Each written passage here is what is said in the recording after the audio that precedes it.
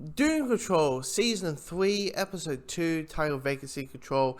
And this episode is another great episode. I mean, what this show is able to do, and sure, some episodes are better than others, but what this show is able to do is just build on its characters and build on these relationships and building them and fleshing them out. And the moment there's a obstacle that they have fixed, there's another obstacle they have to overcome. And that's what makes the show good. I mean, here's the thing. Yes, there's the weirdness and the wackiness and the WF, sex men and sex demons, and I flex the one muscle and stuff that makes us, wanting butts and all that. Like, yes, there's that. But in the day, in this episode, you have a guy who's nothing but a robot, literally a robot man, but that his brain is having denials of himself. Like, because clearly Cliff is in a generation where he's a man, or he's that generation where I'm an adult, everything needs to be fine, everything has to be hunky-dory, everything has to be clear, nothing is wrong, or everything right now is perfect as much as it can be. And finding out that I might be ill, my brain might be getting old, and I might have Parkinson's because my hands are shaking. I don't want another obstacle that is going to remove that. Even Rita, which last episode I keep calling Rita Ruth, but it's Rita. Rita is having her denials. She is constantly trying to searching. She wants to know. She wants to go back to her place, go back to a certain spot of society, but she keeps getting pushed back easily. Because as much as she is pushed forward, as much as she wants to motivate herself, at the same time she denies it back. And it's just really put together. Even stuff with Jane.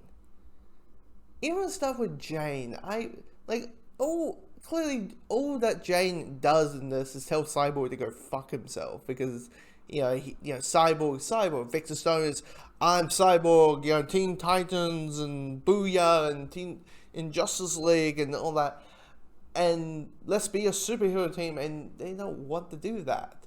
They just want him. They just want to be themselves, be who they are, and even the stuff with our quote-unquote villains. I mean, our villains in this episode are people who, in like the 1930s or 1920s, where the years are, get assigned a mission to get Niles, to find Niles, and might get to assassinate him and all kind of stuff. And, well, Niles dies. The mission is complete. The mission failed. It took a very long while. And it's the question of when is something that we were told to do? When is it time to step away? And what is, the belief of, what is your belief? And how much do you believe the thing that you believe, and your whole life is depending on it. It's just a really well done episode. I mean, the ending's not the end, but nearly the end. It's just them singing forever. It's just them dancing to Forever Young. A very good version of the cover. I know, naturally I've heard the normal regular version of Forever Young, but this one's actually pretty well done as a solo dancing type one. Clearly time travel is connected to it, which is like, really, once again, hey Missy, hey Miss, sorry, if face chasing person, and if she's a time traveler, you got Missy, you got female boss to play that character, okay.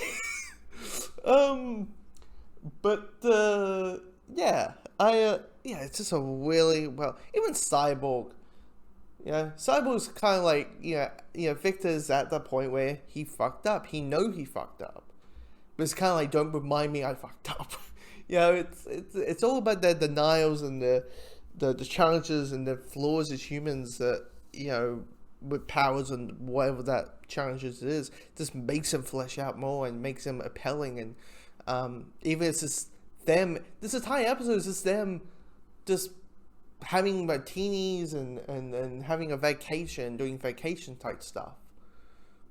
It's not that big of a fucking and it's all on its characters.